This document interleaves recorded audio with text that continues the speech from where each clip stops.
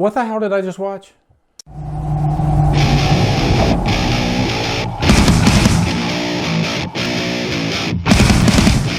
The Editor stars Adam Brooks, Matthew Kennedy, Udo Kerr, and is directed by Adam Brooks and Matthew Kennedy. What's up, guys? I am very excited. I just reviewed Torso, a Giallo classic, and now we're gonna review a very Italian horror-inspired American movie. I think it's American or Canadian. I think it's American. The Editor. I got this movie a few years ago, I think, in a horror pack, and I heard some rumblings about it being kind of an homage to Italian horror. Horror, obsession, lust, and blood pour from the camera's unblinking eye, and you've got a front row seat to murder. That's all I knew. I didn't know the nature, the tone of the movie. What I'm getting at is I didn't know that this was more of like a parody, a comedy, pretty much, a horror comedy that is a love letter to Italian horror. I adored this. I had such a fun time with it, but it's gonna be kind of a tricky movie to review. I guess maybe not so much, but you know how it is with comedy. You don't want to give away the jokes. You don't want to give away the punchline. So you kind of have to just talk about the tone and the nature of the movie, the characters, whatever. But this movie is bonkers, okay? It's so out there.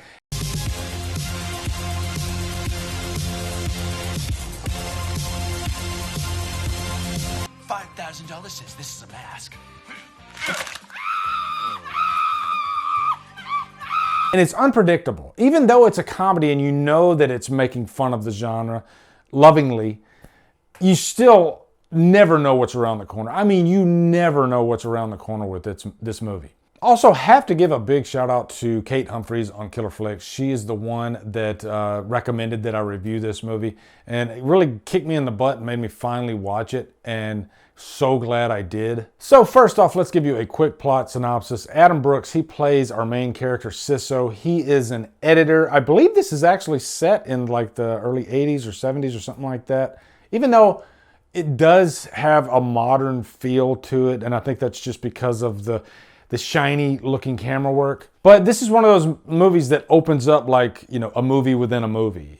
And it makes sense because he's an editor and he's editing the movie that we're watching at the beginning, which looks like a Giallo film. I mean, it honors it in every way imaginable. There's blood all over the screen, you know, gratuitous. If you like that stuff, if you're really into Italian horror, you're gonna have such a blast with it, because they caught my attention immediately. You got a double murder, you got a killer that looks exactly like a Giallo killer, you know, with the black trench coat.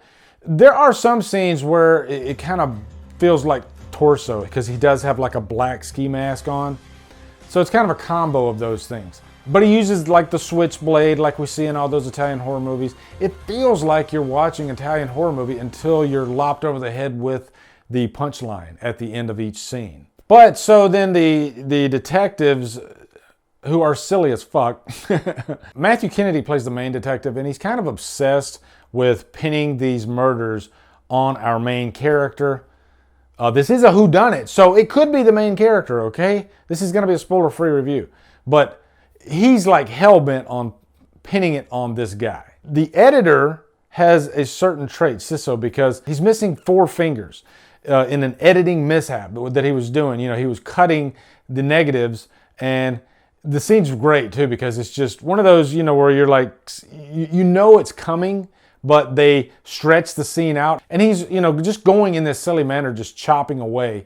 And eventually, of course, he chops his 4 fingers off. You would be completely shit-faced if you played the drink every time you see a finger chopped off in this movie, because it's so absurd. Look, guys, the plot of this movie, it's just kind of second nature. It's this detective on the case trying to solve these murders, just like Giallo films. You know, it sticks to that template. Now, Sisso's married. He has this wife, Josephine. She is an actress. And this movie doesn't make actors look good at all. It makes fun of how superficial they are, how selfish they are, and she's like the embodiment of that, and she's got the hots for this other guy in the movie, and she just completely casts her husband aside. And there's this one scene later in the movie where this guy is getting it on with her in front of her husband, and it's just like The Howling. I don't know if they intended for it to be like that. I'm sure they did, but it looks like the scene, the sex scene in front of the fire in The Howling. And by the way, this movie pays homage to so many freaking Italian horror movies. You're gonna see homages to like The Beyond, Strange Vice of Mrs. Ward. That's a hilarious scene, by the way. If you've seen that movie, there's a scene in the rain, in the forest. It's a sex scene. And Edwige Fenice, you know, she's all wet from the rain, and he just like ravages her, and it's beautiful and it's sexy. They take it to another level in this scene. And Matthew Kennedy is just so damn funny in the scene because he has this thing where he likes to spread mud or whatever is near him on the lady, and then he like wipes it all over himself and he just starts screaming, and I'm rolling laughing. There's a character in here who's blind, who looks just like the character from The Beyond, and she's in quite a few really funny scenes. Now, don't get discouraged and think that this movie is just comedy for comedy's sake, because there is some beauty in this movie too. As far as filmmaking goes, like you can tell they put a lot of work into making these shots look like and honor Italian horror films. You know, you're gonna see the beautiful lighting, you know, the purples and the blues and the reds. You're gonna see these dreamlike sequences. Like there's a sequence where Sisso is kind of imagining that he's behind the lens of the editor, and he's got this sidekick, this assistant by the name of Bella, who plays a pretty major part in the movie as well.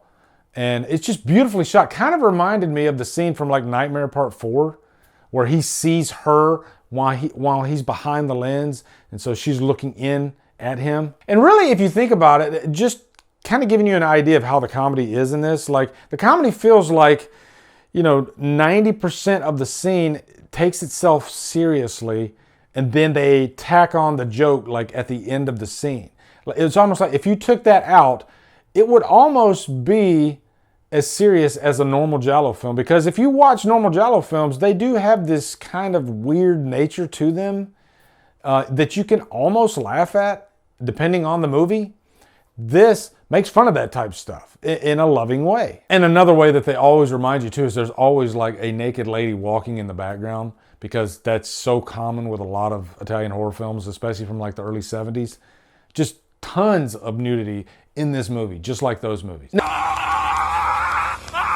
Now, I'm gonna tell you, not everybody is going to like this movie, okay? This is for fans of Italian horror, you know, and I think you'll get all the jokes, because I have a lot of horror friends, they haven't seen a single Italian horror movie. So a lot of the references in this movie, you're not gonna know where it's from. And that can kind of take away from the joke, okay?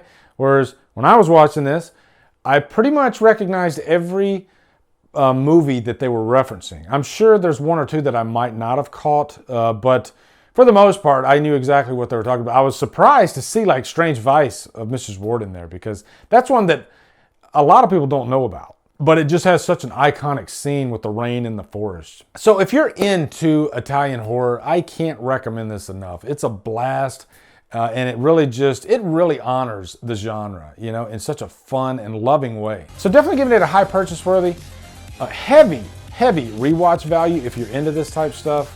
And it's silly. It's really zany. And I found myself laughing my ass off quite a few times throughout. Especially like a lot of the actor characters in the movie. One of the actors, Cal, he looks a lot like, remember the band Nelson from like way back in the late 80s? I can't live without your love and affection. Silly. The video is so freaking silly. He looks like one of those guys. So that just made me laugh even more. So have you seen The Editor? Looking forward to hearing your thoughts in the comments. Also, be sure to come over to Killer Flicks, where we talk horror all day and every day. And on Fridays, we do Free For Fridays. Follow my Drumdums on my socials. Support me on Patreon. Buy me a coffee. Anyway, guys, thank you so much for watching. Have a great day. Drumdum out.